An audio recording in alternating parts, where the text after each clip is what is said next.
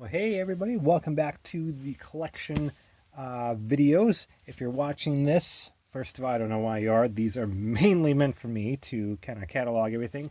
Late 2020 collection videos. I've done a couple thus far. If you do like these for some reason, just me talking extremely fast, trying to keep these videos as brief as I can about the games that are in my collection. In this particular video, PlayStation Vita. Thanks for watching, and comment on whatever it is you feel like commenting on, because I'll respond. I don't live too much of a life, so usually I start off the videos themselves with some fun little collections or collectibles, etc. that I have. Don't really have anything to go with the PlayStation Vita, but I do love it. So we'll get right into the games. If you do know me personally, you know that back when the PSP first came out, I loved PSP. I was all about the PSP. Then Vita came out several years later. I didn't grab it right away, but wasn't as in love with it. Those memory cards really is what killed it for, I think, a lot of people. So, but I love the Vita. I played a lot of it. I'm probably a bigger fan than most people are for the PlayStation Vita, and I have a handful of games. I think we can kind of shoot through these pretty quick because I know my previous collection videos were a bit lengthy, but again, there's quite a few games to show off. But again, I'll rapid fire, I'll talk fast, and we'll have ourselves a time. The first two I'm going to show off.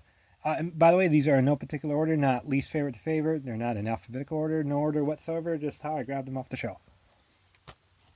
Except for these first two, I'm showing off because they don't have the covers for them, because guess what? We got them at GameStop. Ridge Racer, I love the Ridge Racer game on PSP. I think they did do a second one. I didn't actually get that one, but Ridge Racer on PSP, I love it. It's fantastic. Ridge Racer on Vita, not so much, unfortunately. And Shinobito, I want to say I pronounced that right. It's basically Shinobito 2. If you've ever played Tenchu games, the Tenchu games that were on PlayStation 2, especially PlayStation 2, that one had a really good one, Wrath of Heaven. I think original Xbox had a port of that one. It was called something different, but it was on Xbox as well. Fantastic ninja stealth games. They're fantastic games. If you ever wanted to see a new Tenchu game like that, and you happen to have a Vita, check out Shinobito 2. It is very much like a modern Tenchu, seriously. Alright, now on to the rest. Love me some Uncharted. Of course, I got this with the Vita. Fantastic game. Easily, maybe even the best game on Vita, quite honestly. Fantastic story. And everything has Nathan Drake, or, well, obviously Nathan Drake is the character star, but Nolan North as Nathan Drake, so. Resistance. Do like the Resistance games on PS3, and here's a good version of it on PS Vita. I think it was the first, maybe the first first-person shooter to grace the system. Plays and looks fantastic on the thing. Final Fantasy X and X-2. I got this one pre-owned, so unfortunately the download code that happened to be for Final Fantasy X2 was already taken, so I literally just got Final Fantasy X, but that's okay. But this does come with some neat artwork as well. As you can see there, there's more for X2 and also X2. So at least those were included, but just not the main Final Fantasy X2 game. Assassin's Creed Chronicles. I'm okay on Assassin's Creed. I like a couple games more than the others, but these are actually more of a 2D platformer style game. And there's 3 games in one. And I thought, what better way to play some of these stripped down versions of Assassin's Creed than to play it on PlayStation Vita. So India, China, and Russia, I think, are where these games take place. Child of Light, kind of similar in a way. It's a 2D platformer, but it's an RPG. You know, it's kind of a turn-based RPG. You're kind of These are very small screenshots. They might not focus, so sorry.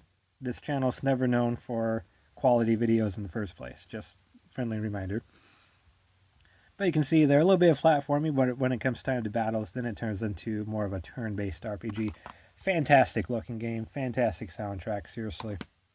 World of Final Fantasy, got this one not too long ago. Haven't played it, don't actually know too much of what it's about, other than cute little chibi characters of some of your favorite.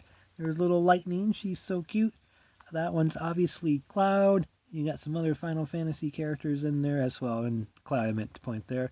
That one I'm not sure. I think it is a original characters, boy, girl. There's a little chibi Sephiroth. Rayman Origins, kind of padding out the Vita collection. This one, I'm not a huge Rayman fan, but I think this is a remake of the first Rayman game, which I do have on PS1. So, I mean, I like it. There's nothing wrong with it. Just I don't get too into the Rayman games. Got a Lego game. I love me some Iron Man. I love any game that you can play as Iron Man, and you can play as Iron Man in this game. So, of course, I got it. Need for Speed Most Wanted. Fantastic game on the Vita, actually. Now my preferred way to play it is on Wii U, of all things. But it is basically the PS3 360 version scaled down on the Vita. It looks and plays fantastic. Borderlands 2, it's pretty much the game that was on PS3 and 360, just stripped down, and it looks great on Vita, as well as playing-wise. It's okay. It's not that great, but it works. When I first got into Black Ops and Black Ops 2, mainly for the zombie mode, I did get declassified because I know that the Black Ops games are top-notch. And I got this on Vita. I got it new, so I actually got the Roads of Victory, which is a PSP game. Came with it, obviously digital download. And gameplay-wise, it actually is pretty good, and that's about it. Everything else, it could be a mobile game. It was a little bit disappointing, not worth the full price I paid for it, which is unfortunate because, like I said, the gameplay itself, how it plays on Vita, did actually play very well. It looked and played like the original Black Ops. So it's unfortunate. It wasn't a whole lot to the game. The campaign you could probably do in 1 hour, and then there's the Spec Ops mode, 5 maps. They never did any DLC with it. Never did zombies. Nothing. Touch My Katamari. Gotta love some Katamari games. This one's definitely a unique one on the Vita because you can also, with the screen, like do this and then the ball gets very long and skinny. Do that and it gets flat and thin. So there's interesting ways to play that game. Luminous, kind of a fun little puzzle game. Kind of debuted, I think, on PSP originally. So Vita version, fantastic. Lot more of what was on the PSP, quite honestly. So if you ever get a chance to play a Luminous game, definitely do so. It's unique. Little Deviants, I think, was a launch game. Hard to kind of describe this game. I only played maybe just a couple stages, but you're basically on the Vita. You can use the rear touchpad to kind of pop things from the foreground or background to the foreground. Unique puzzle game. Kind of encourages you to use both sides of the Vita. Ultimate Marvel vs. Capcom 3. Stop me if I said this before. It's the PS3 and 360 version, just stripped down on the Vita. It looks great. It plays great, actually, unlike the Borderlands one. It works pretty darn well. Gravity Rush, fun little platformer where you can kind of control gravity and fly through the air. Definitely one of the Vita's finest games, in my opinion. Miramasa. I didn't know too much about this game going in. I forget who was a big fan of it. And the Cartridge Club, it might have been P1, Sean. I think it was him. It was someone who really highly recommended, and it is a fun little platformer hack and slash with some RPG elements in there as well. Gorgeous looking game too, very interesting art style. Got me some Wipeout. The Wipeout games on PSP were great, and this Vita version is extremely great. And you can actually do crossplay with the PS3 version. So, although I think PS3 is something else. It's not 2048, it's something else. But if you're itching for some new F-Zero, because Nintendo's never going to make a new F-Zero game, do some Wipeout. Get that Vita version going. Freedom Wars. Only played a little bit of this one. Kind of a third-person shooter, hack and slash with some RPG. It's hard to describe this one, quite honestly. It's unique. It's unique, but I like it. Wolf Among Us, Telltale Games, best game. I will leave it at that. Kind of a choose-your-own-adventure type thing, dialogue, etc. It's very fairy tale based, but it's also kind of like some detective work, murder mystery in there. Very unique, and I'd still say some of their best work. All right, ladies and gentlemen, we are just about done. We got the final batch here. Hot Shots Golf. You know I love my Hot Shots Golf games, and here's one for the Vita. It is fantastic. I'm actually going to skip this one here until last. Little Big Planet. It's a unique game, exclusively on Vita, so it's not like a port of the second or first or third or anything. It's its own game, and it works very well. Again, really encourages using the touchscreen a lot. Dead or Alive 5. It actually is pretty good on Vita, in my opinion. I never heard anything negative about it.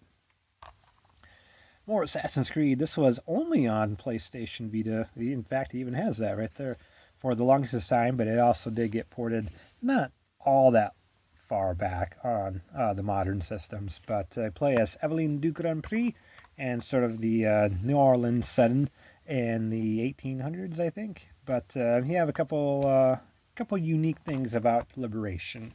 Feel free to look it up if you need more information, because we're shooting through these videos pretty quick.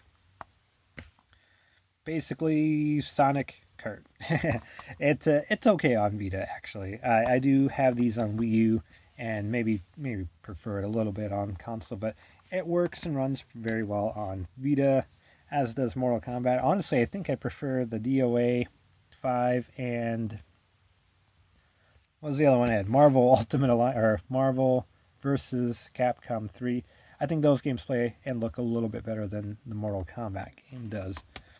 Oh, speaking of that, Street Fighter Cross Tekken, again, looks and plays like, console version, stripped down, plays great, okay, etc. Call of Duty Black Ops Declassified was meh on Vita. Resistance was better, but I think the best first-person shooter on Vita is Killzone Mercenary. I don't even like the Killzone games that much on PS3, PS4. I think they just are so slow and clunky, and they're not. I'm sorry, I don't like them that much. This game, however, best game in the series. I feel it's more like a normal first-person shooter. You can even play with bots. You have 8 maps. They look great. It is maybe one of the best-looking games on Vita. It plays like a normal shooter should. It's not slow, clunky, all that. It's great. And lastly, well, no, second to last, one of my favorite games, period, on PlayStation Vita, and one of my favorite games in the series, Persona 4 Golden. I never played a Persona game. Well, excuse me, I played a little bit of Persona 2, Innocent Sin, something like that. It was one where you play as a female journalist. It was very dialogue heavy. I'm like, it's late at night, I got to come back to it, and I only got a couple hours into it, but I liked it. Gave it the series another shot.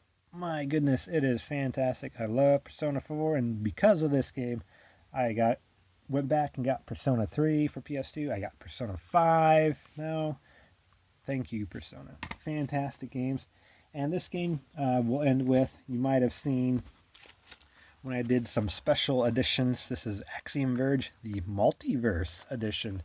Got it pretty good value on the PlayStation Vita. The game itself is right there. So if you ever want a new Metroid game, because kind of like with F-Zero, Nintendo's never going to make a new 2D Metroid game, etc., unfortunately. So if you need a new one, play some Axiom Verge. This came with a lot of other fun stuff. I did an unboxing video for this already. You can find it on my channel, so I won't go too far into it. But, it comes with, a fun little poster. Here's the map of the game itself. Kind of pretty big map, can rival Super Metroid type thing. Beautiful poster, a little creepy looking. Art of Axiom Verge has all that fun stuff in there. I already showed this off, so people know what to do. Got some cardboard dividers. These are pretty neat. These kind of keep things separate in the game, or in the box. Making of documentary. There it is. Nice little documentary of Axiom Verge. So if you're a huge fan of this game, you might want to get the Multiverse edition. Get to see some documentary. That does it And thank you everybody for watching the video. Again, I don't know why you did. These are mainly just for me.